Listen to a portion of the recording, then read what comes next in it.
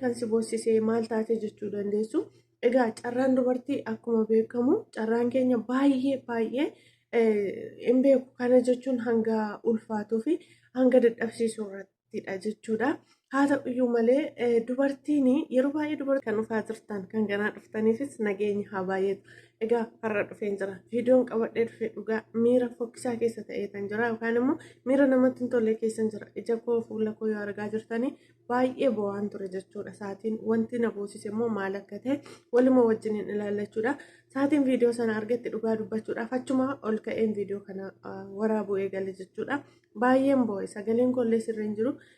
Ijji koollee sirrii nan jiru jechuudha. Dhiqannaanis na didee baay'ee dibbirtii guddaa keessan seene akkuma kanallee baay'een bo'e jechuudha obboloota koo yookaan immoo daawwattoota kiyya.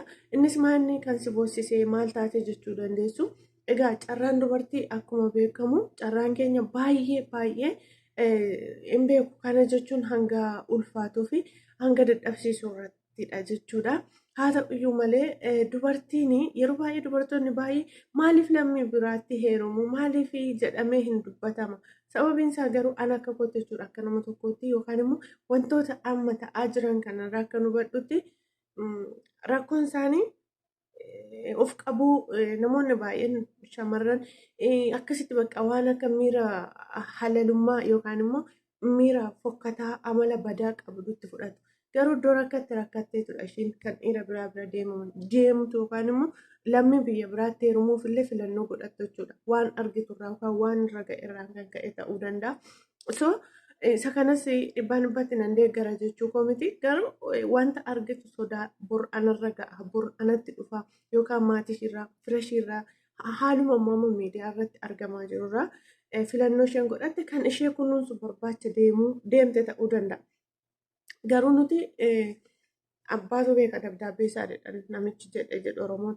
Kanaaf dhimma sana rakkoo ishee achi deemte sanatu beeka waan ta'eedhaaf murtoon kennu. Garuu har'a wanti na boossisee wanti akka kana qixxee hanga sagaleen koo dubbachuudhaaf illee namatti hin tolle irra na geessise dhugaa dubbachuudhaaf waggaa kana yeroo abbaan koo ganama sa'aatii akka Itoophiyaa sa'aatii 3 wayitti olii naasofne galgala sa'aatii 11tti ituma fayyaa jiru boqotee. Amanuun natti ulfaatutti yeroo natti himame akka kanatti lapheen na cabee boo'eera natti fakkaatu dhugaa dubbachuudhaaf kun garuu baay'ee na boosise. Maaliif anis egaan dubartii ta'eefidha hin beeku dhugaa baay'een boo'e jechuudha. Innis maalinni wanti hamma kana si boosise yoo jettanii akkuma beektan Hajii Shaasheetiif akkuma kana caaltu ni beektu hundi keessanuu jechuudha. Namichi kun baay'ee namicha amala badaa qabudha. Dhugaa dubbachuudhaaf namni guutuun hin jiru anis amala badaa hin qaba. Kan isaa garuu baay'ee fokkataa dhugaa dubbachuudhaaf taanaan namicha kana yeroo tokkollee koomentii wayii barreesseef hin ture jechuudha. Namoota si bukkee jiran irraa kan akka Sa'id Faarraa maaliif fakkeenyaan fudhattu kan jedhu waan tokko namoonni yeroo arrabsanii maaliif arrabsituun arrabsiinaa yaada isaa wanti jijjiiru koomentii babbareedaa barreessaaf jedhee koomentii barreessaaf hin ture. Ayinoo har'a garuu wanti na boosisee akka kanatti sammuu koo ol ta'ee yoo jiraate jechuudha. Dubartiin ciniinsuu miti. An abbaa manaa qaba. Ciniinsuu miti. Akkamitti akkasiin ibsuun beekaa namoonni deessan ilmoo qabdan abbaan manaa keessanii akkamitti akkasiin kunuunsa iddoo kana jiraachuu ni dandeessu namoonni baay'een. Garuu dubartiin tokko yeroo ciniinsifattu akkas jedhu maatiin na dhagaara dubartiin garaatti baattu bineensi bowwaayyuu sin dhaga'iin jedhu hammam akka ulfaataa ta'e bineensa miti. Bineensi bowwaayyuu sin dhaga'iin sin dhibiin jedhu yeroo dubartii garaatti baattutti dhufan dubartii da'uu jala geessifaatti yeroo dhufan nan beekaa ani mucaa baadiyyaati. Inna baay'ee tokko na boosise jechuudha. Kan sin dhibu keessaa dhiiradha. Akkuma aadaa Oromoottis immoo jechuudha. Dhiirri tokko yeroo dubartiin deessu saqqii yookaan immoo kan qabattoon afaan sanaan saqqii beektu dheedanii yookaan immoo kan itti surree qabsiifatan jechuudha. Isa fa'aa hiikkadhu jedhu nan arga yeroo harmeen koo deessu harmee koo dhugaa dubbachuuf taanaan ijoollee hunda hanga deessu mana yaalaatti miti kan ishiin deesse abbaa koo harkatti kan ishiin da'aa turte jechuudha. Isatu kunuunsaa ture dhugaa dubbachuudhaaf taanaan tarii miira sana argaa jaan turee fi har'a yeroo namichi kun akkanatti harka kiisii keessa kaawwate ka'ii deemi bu'ii kaa deemi taaksii deemna namoonni jedhu hanga kana kan na boossise tarii abbaan koo harmee koo akkanatti egaa kunuunsaa tureef yeroo ishiin deessu la akkanatti yeroo isheen ciniinsifattu inni akka kanatti ciniinnataa jechuudha. Kana argee jaan guddadhee filaata kan natti dhaga'ame. Moo dhiironni biraas kan akkas miidhan jiru ani hin beeku dhugaa dubbachuudhaaf taanaan jechuudha. Innaan baay'een boo'ee jechuudha. Yeroon viidiyoo sana ilaalu qaxxisaa abbaa koo fuuldura koo dhufe dhugaa dubbachuudhaaf jechuudha. Abbaa kooti fuuldura koo dhufe. Akkamitti akka inni harmee koo kunuunsu nan beeka. Ijoolleen keenya hundi mana hakiimii miti. Egaa yeroo kan keenya sanatti yeroo nuti dhalannutti manni hakiimii amma kanatti miti. Abbaan koo ufuma isaati harmee koo kunuunsi akka amma isheen iddoo ciistu kaatutti ofii isaatii kunuunsa jechuudha. Gaafa isheen ciniinsifattu immoo nan arga jechuudha. Akka kanatti lakuun akka kana ta'eetu jechuudha. Abbaan kiyya kan ishii faana dhiphatu ture. Garuu inni kun amma qoraattii yeroo nama waraanuyyuu hangam akka nama dhiphisu hangam akka namatti dhaga'amu beekamaadha. Ilmoo isaa baattee jirti. Dhugaa baay'ee saalfachiisaa fi hamma fe'ee dhiirri gara jabeessas hin jedhamu. Hamma fe'ee yoo gara jabaate hanga fe'e jechuudha. Hanga fe'e yoo gara jabaate iyyuu da'umsa irratti hanga kana qixxee jechuun uumamti isaa akkamitti akka uumame iyyuu hin beeku dhugaa dubbachuudhaaf taana jechuun yeroo baay'ee fiizikaalli isaa na kolfisiisas yoo nyaatus hin dallanee taa'a yoo taphaas yoon uumamumaan fiizikaalli isaa akkas natti fakkaata ture. Gin fuula isaatu hin taane waan keessa isaa jirutu ba'ee fuula isaa irratti mul'ataa jira dhugaa dubbachuudhaaf taana. Dubartiin kun baay'ee caaltoonsi dogongora mataa ishii qabdi. Maaliif egaan dubartii ta'eef natti dhaga'ame haa ta'u ani hin beeku baay'ee natti dhaga'ame ijji koo hanga yeroon xaragu na gubutte jechuudha. Bishaan meeqa ofitti naqaan ture jechuudha dhugaa dubbachuudhaaf. Amala isaa beekti. Garuu gaa'elachuun wal danda'uudha. Erga immoo amala isaa sana hunda too beektu nan danda'attee itti deebitee hiree rabbii ta'ee fedha waaqayyoo ta'ee ilmoon gidduu isaaniitti uumame ilmoon uumame sun kan isaati. Namni tokko akkamitti haadha manaa jechuun qaama ofiiti. Maatii ofii caalaa abbaa manaa fi haati manaa walitti siqinni isaanii yookaan immoo walitti dhiyeenyi isaanii hin beeku akka amantaa biraatti obboloonni koo amantaa biroo keessa jirtanii akka wangeelli jedhutti haati manaa fi abbaan manaa qaama tokko jedhamu. Qaama tokko ta'u maatii san irraa dhalatan caalaatti jechuudha. Namni akkamitti qaamni isaa gaafa akka kanatti ka'uu hin danda'u amma jettee boossutti akkanatti kun harka keessi keessa kaafate yaalii dhaalee jedha ganaa dhaabbate maal ijoollee hamma kana qixxee gara jabummaan hin jiraa ciniinsuudha bara. Kanaaf baay'ee natti dhaga'ame. Akka koo namoonni kan caaltuu irratti gadhiifame akka koo namoonni isinitti dhaga'ame boossan yookaan immoo gaddisan jiraachuu dandeessu. Ani garuu hamma kana qixxee egaan dubartii ta'eef natti haa dhaga'amu. Tarii immoo abbaan koo akkamitti harmee koo akka kunuunsu waan ani argaa guddadheef isa sana biraa dhabnaan natti dhaga'ame haa ta'u. Garuu boo'icha addaa boo'icha akka malee nan boo'e toon beekin nan boo'e jechuudha dhugaa dubbachuudhaaf. Kanaaf egaa dhaamsi koo maa'inni haati manaa ofii obboloota koo dhiiraa namoonni haadha manaa keessan kunuunsitan jirtu. Innaa adaraa keessan waan fe'e sinaa miituyyuu garuu kunuunsaa gaarii gootanii fi waaqarraa argattu kan rabbi biraa argattu waan ta'eef gatii keessatti. Ishiinatu waan gaarii gootaniif iyyuu sin miidhuu dandeessi. Isa isheen sin miitu sana tollaalle gaarummaa rabbi isiniif godhu ijaa isheedhaaf gaarii gootan jechuudha. Qaama keetaadha ilmoo keeti. Obboloonni keenya dubartoota deemanii baangaalitti heerumanii, arabatti heerumanii, eenyutti heerumanii qooda jennu argitanii waan akkasii sodaataniitu iddoo isaan kunuunsu kan barbaadan jechuudha. Eenyumtu kunuunsa barbaada waan ta'eedhaaf.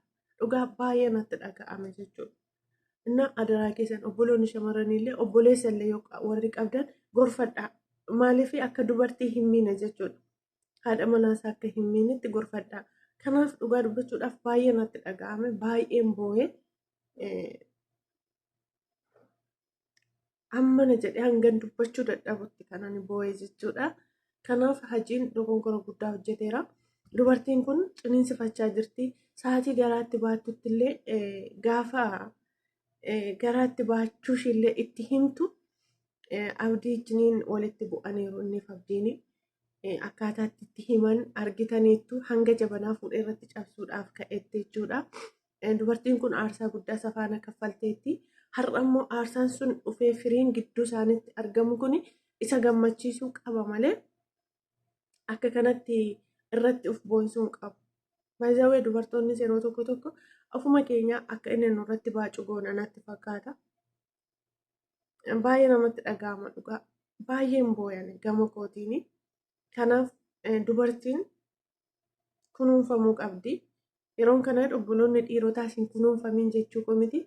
Garuu miidhamni caaltu baay'ee baay'ete jechuudha. Please namicha kana hamma isinii danda'ametti koomentii barreessaafiitillee yaada isaa akka jijjiiru jechuun jireenya namaa keessatti namni tokko jireenya isaa yeroo qobaa jiru yookaan immoo gaa'ela fuuldura jiru fi gaa'elatti erga dhufee yeroo tokko jiruu fi yeroo lama ta'u.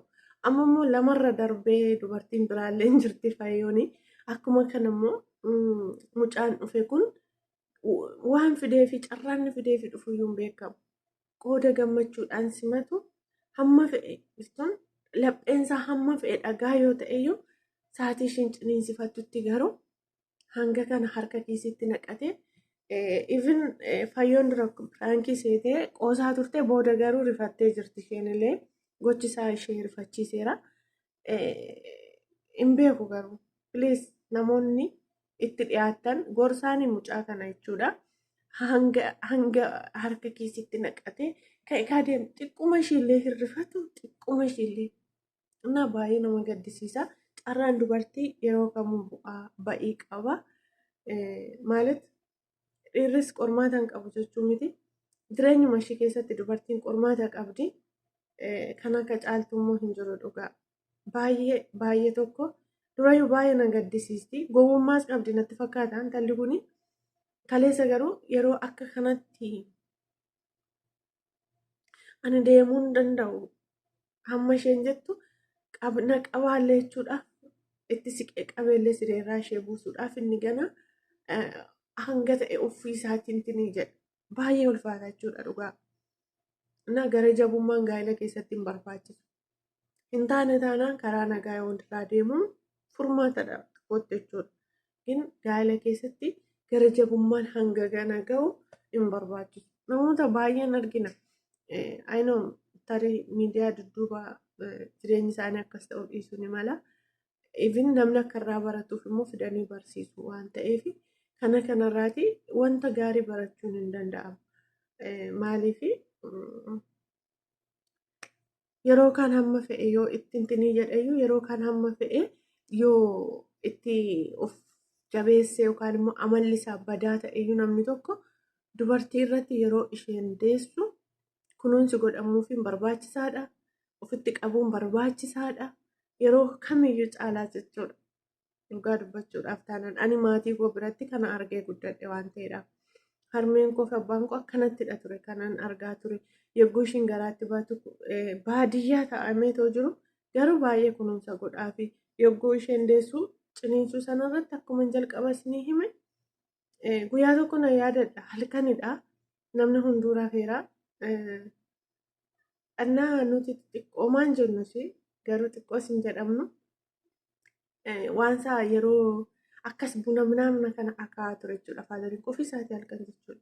Maaliif isaatii sana hangan ollaallee kaasu jedhee harmeen isaan jiran waan ta'eedhaa fi akkuma kana kan ishiis waan itti dhiyoo hin jirree fi kan saamuu lubbuudhaan hin jiranii kan harmee koo immoo fagoodha waan taateef halkanidhaan yaadadha. Yeroo isheen akka kanatti miidhattu inni sila akka kanatti jedhee achi ofiisaatii buna akaa'ee maal jedhee achi booda ollaa dammaskee jechuudha. Hanga kana qixxee hin beekan abbaa koo jechuudha.